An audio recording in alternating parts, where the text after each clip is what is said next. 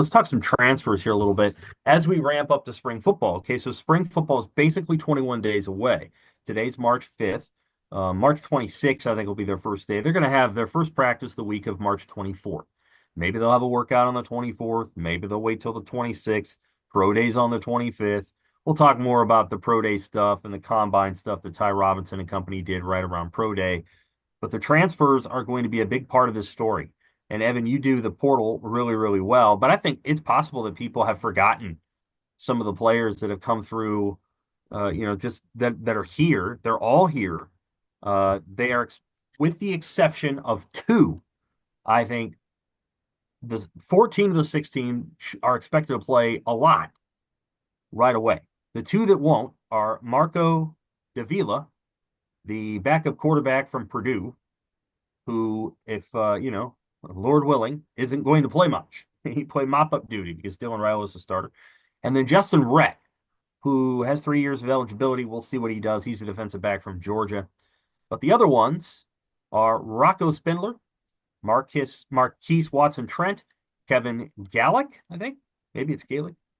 Jack McAllister, Dasan McCullough, Dane Key, Jalen George, Isaiah Hunter, Elijah Pritchett, Williams Nanieri, Andrew Marshall, Jameer Khan, Hardley Gilmore IV, and Gabe Moore. A lot of those guys are expected to play almost immediately. That means that they could have 12 starters, and I'm not exaggerating if you include the long snapper and the punter, who are transfers, new transfers. Obviously, Sierra Wright's going to transfer. It's going to start again, and he's an old transfer. Which transfers step out and stand out most to you? Well, I think if you're talking about this season and their impact this season, Dasan McCullough is certainly one coming over from Oklahoma, Swiss Army knife type of kid. Nebraska sees him differently than how he's been used previously. They're putting on more weight. They see him as an outside edge rusher type. When, at Oklahoma at times he was filling the rover role that Yeah. Isaac Gifford had at different moments. So a different opportunity for him and how he fits in. Potentially one of the more impactful jacks that Nebraska's had in their current 3-3-5 sort of setup.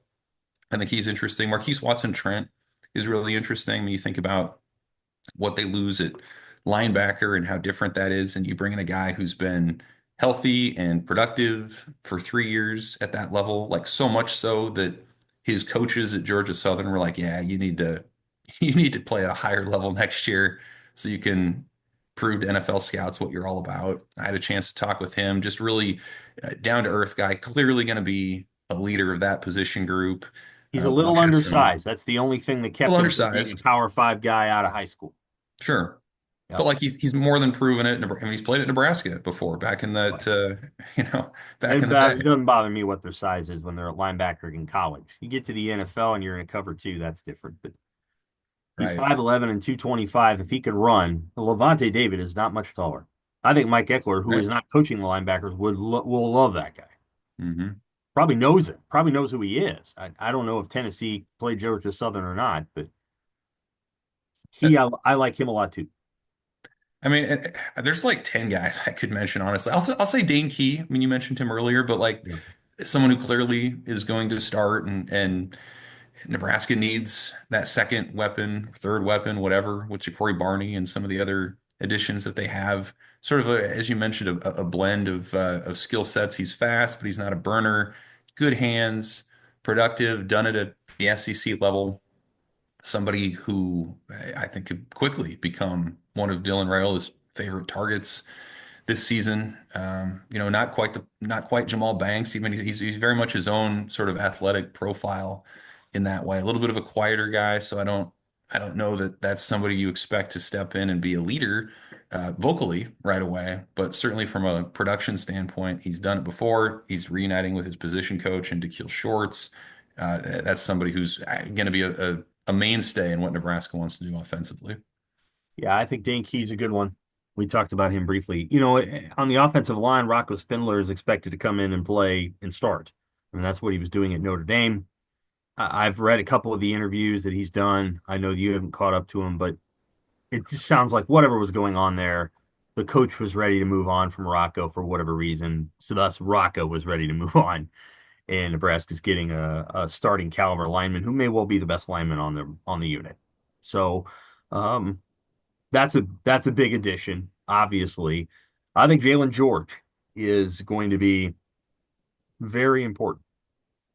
Desan McCullough is an interesting pass rusher. He's 6'5", 225. Let's say you put 20 pounds on him. Again, he's got to be able to bend and get around the corner. He's got to be able to, push underneath, an offensive tackle and do it that way. He's got to be able to evade blocker. He's got to get there quickly. We'll see how it goes. Jalen George is, I don't know, what, 6'2", 250 something. He's going to bull rush it, and then he can get low. It doesn't take him as much effort to get low. McCullough is probably the more talented, but George won't take much effort for him to get underneath a guy, and he's got leverage. So I watched the entire game he played against North Dakota State, which eventually won the FCS National Championship.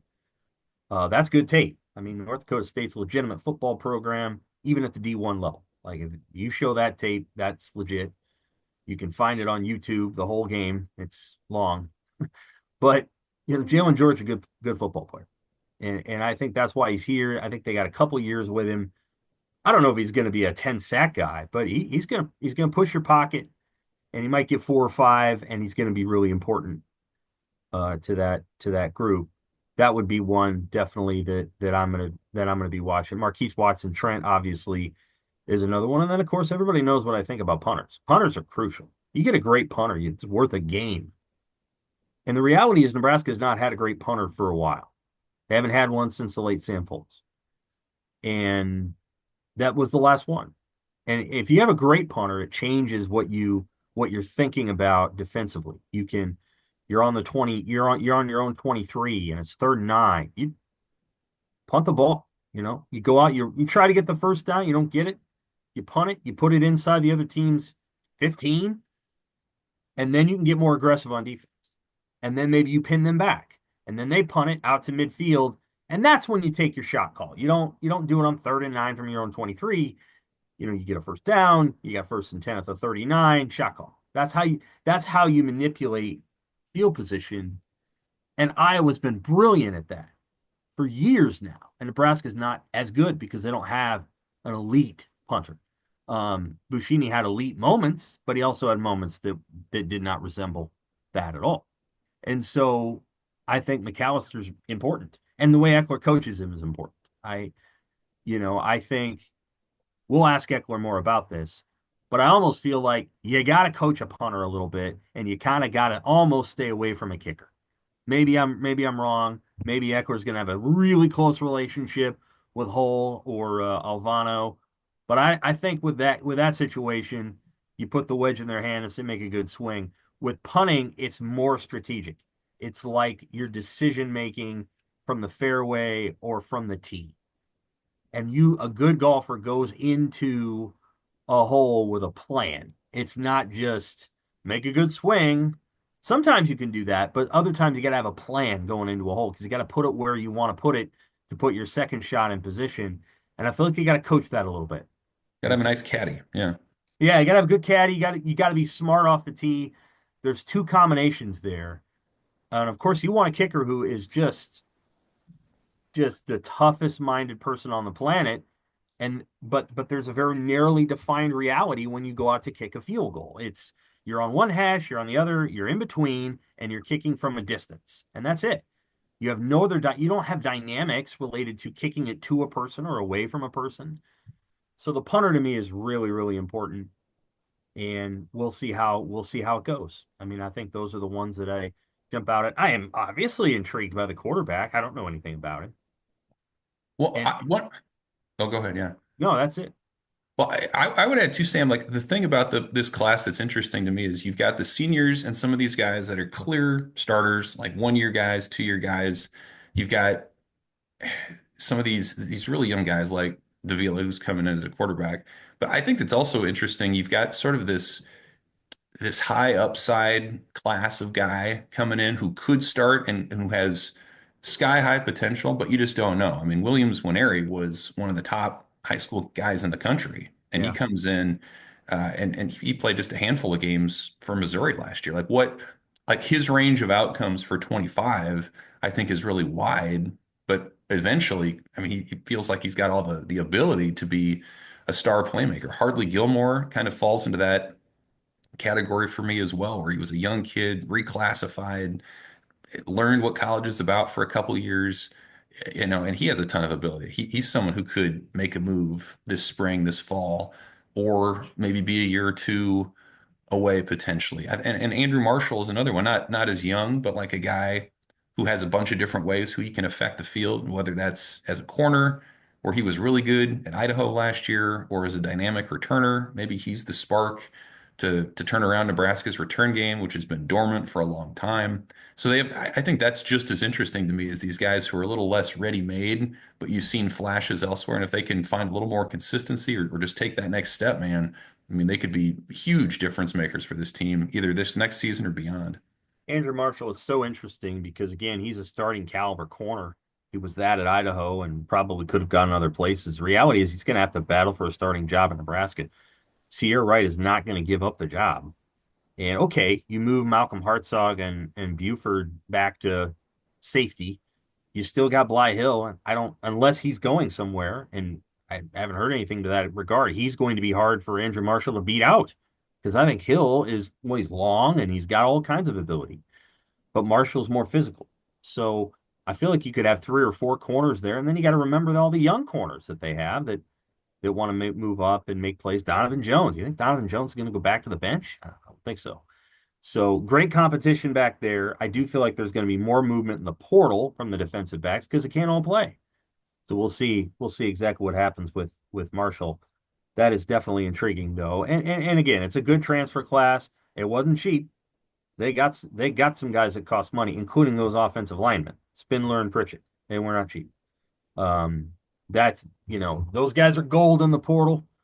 Obviously, a receivers cost a lot, pass rushers cost a lot. I don't know what maybe they were able to get Jalen George for not much because they knew that he was good and they didn't, they were able to get on him quickly.